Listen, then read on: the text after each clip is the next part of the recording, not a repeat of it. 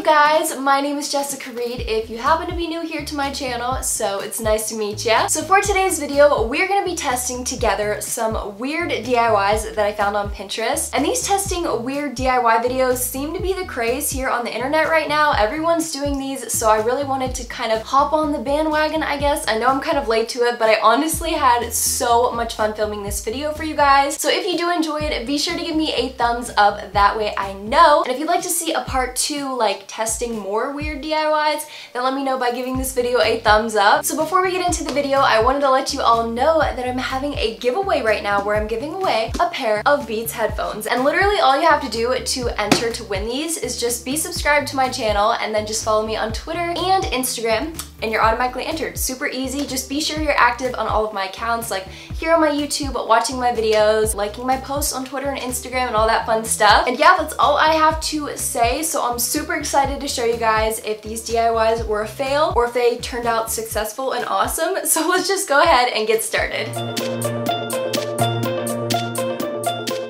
First DIY I wanted to test out was this really cool DIY donut soap recipe that I found on Pinterest. And I know donut soap is a little extra, but I mean, like, come on. Donut soap, how cool would that be if this DIY actually works? So to start off, the instructions said to take a silicone donut mold, and I got mine off of Amazon, and then add some sprinkles onto the bottom of it like so right here. And then next I took 1 pound of clear glycerin soap base, which I got off of Amazon once again, and I carefully cut that into smaller cube sizes. Please be careful when you do this. I do not want you to cut yourself. If you are younger and you want to try this DIY out, I would really highly recommend having an adult supervise and help you with this. Once I cut up all of my cubes, I placed 4 of them into this Pyrex glass container, and I popped that into the microwave for 15 to 30 second intervals, and I would mix it up until the soap base was completely melted. I added about 6 to 8 drops of this wine colored soap colorant, and it came out this really pretty nice pink color, so I added a thin layer of that into my donut molds over top of the sprinkles. And you're just going to want to let this completely solidify for about 15 minutes. So in the meantime, I took the rest of my soap cubes and I put those in the microwave in my same Pyrex container once again, and I melted those. And after that, I took some more soap colorant in the color gold, and I added in about maybe 10 drops of that, and then I took some cupcake essential oil and I added in 15 to 20 drops of that, and I mixed it all together, and then I poured that into the rest of my donut molds to fill them up to the top. And once the soap had completely solidified, I just popped them out of the molds, and this is how they turned out. So these DIY donut soaps turned out amazing. I am so surprised because I was really skeptical about these. I thought that maybe the sprinkles and the soap would kind of all bleed into each other, but they turned out awesome, and I'm really excited because they just look so cute and they smell so good. So the second DIY I really wanted to test out was slime, because I have seen slime all over the internet. It is so viral right now. I see it all over Pinterest, and I'm like, you know what? I really want to try it. I want to see if it works. I've never made slime before. I never made it when I was little before, so I'm really excited to see if this actually works. So to start off, I took this Elmer's glitter glue, which I got at Walmart, and I just squeezed that whole entire bottle into an empty bowl. Next up, I took another bowl that had 1 cup of warm water in it, and I added 1 teaspoon of borax, and I got this off of Amazon, and then I just mixed that all together.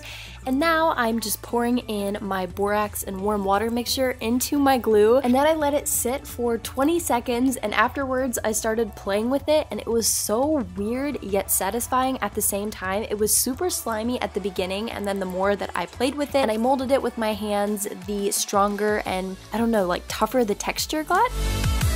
The slime is pretty cool. It almost feels like a stress ball because it's really rubbery. I originally wanted to make this slime with liquid starch because a lot of the recipes that I saw on Pinterest called for it, but unfortunately when I went to Walmart and Walgreens, they did not have liquid starch, and I didn't have time to order it online, so I just had to find another recipe that didn't call for liquid starch. And yes, this does work. It is really fun to knead with your hands, but I really wouldn't consider this like super slimy slimy. You know how some of the slimes you just pick it up and it just like falls apart? This is really different, but it is really fun, so I will give it a thumbs up, but I wish it would have been like super slimy. So the last weird DIY we're going to be testing out are how to make DIY bouncy balls, and I found this on Pinterest. Alright, so first off, the instructions said to add 1 cup of warm water and 1 tablespoon of borax into 1 bowl, and then in a separate bowl go ahead and add 1 teaspoon of cornstarch, 2 tablespoons of glue, and then you can go ahead and add the food coloring of your choice. I chose yellow. And then I kind of lightly mixed that together with a fork and then dumped that into my warm water and borax mixture, and then I started whisking it together, and it was really weird because the glue started clumping on the edge of my fork, as you can see right here, and that's what the instructions did say would happen. So then I just took it out with my hands and I started kneading it together. As I continued to play with it, it started to feel more like a rubber bouncy ball. Still not the same, but this is how it turned out.